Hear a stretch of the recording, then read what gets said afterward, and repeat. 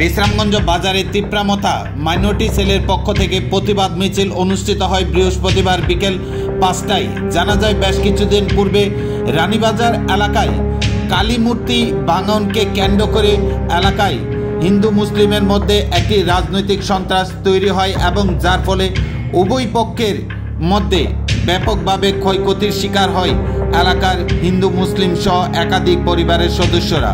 এদিকে বিশ্রামগঞ্জ বাজারে তিপ্রামথা মাইনরিটি সেলের পক্ষ থেকে প্রতিবাদ মিছিল অনুষ্ঠিত হয়।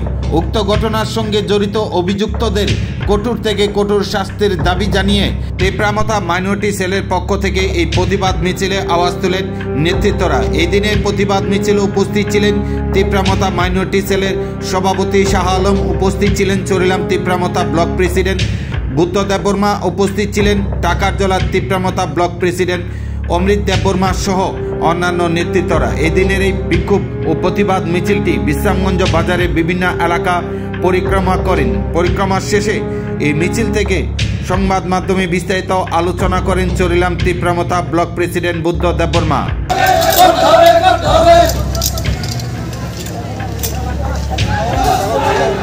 Thank you very much press media and social media.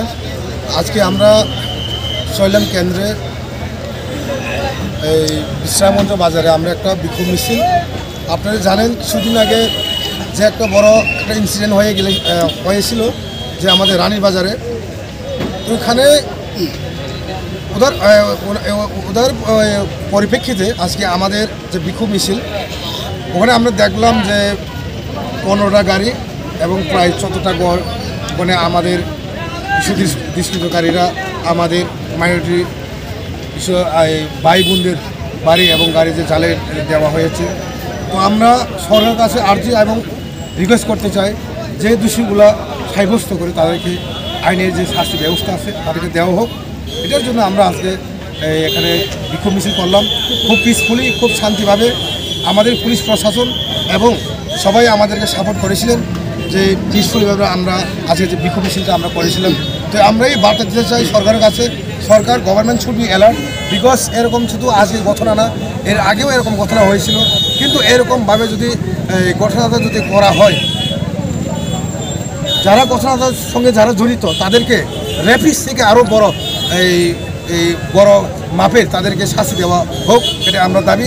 এই যে তিপ্রামথা মাইনরিটি সেল এবং তিপ্রামথা হয়ে আজকে আমরা একসঙ্গে আমরা এখানে আজকে যে বিক্ষোভ মিছিলের মাধ্যমে আমি বলতে চাই, আগামী দিনে আমরা শান্তি ত্রিপুরা চাই, একসঙ্গে হিন্দু মুসলিম বাঙালি পাহাড়ি ভাই আমরা সবাই একসঙ্গে থাকতে চাই। কারণ ত্রিপুরার বর্ণ এবং ত্রিপুরার যে একটা ঐতিহ্য, এটা আলাদা একটা আগে থেকে মহারাজ বিশ্ব মানিক্য থেকে আমাল থেকে এখানে আলাদা একটা যে একটা সেন্টারের মতন যে একটা ইয়ে থাকে, এখানে মানুষের যে মিলনের যে একটা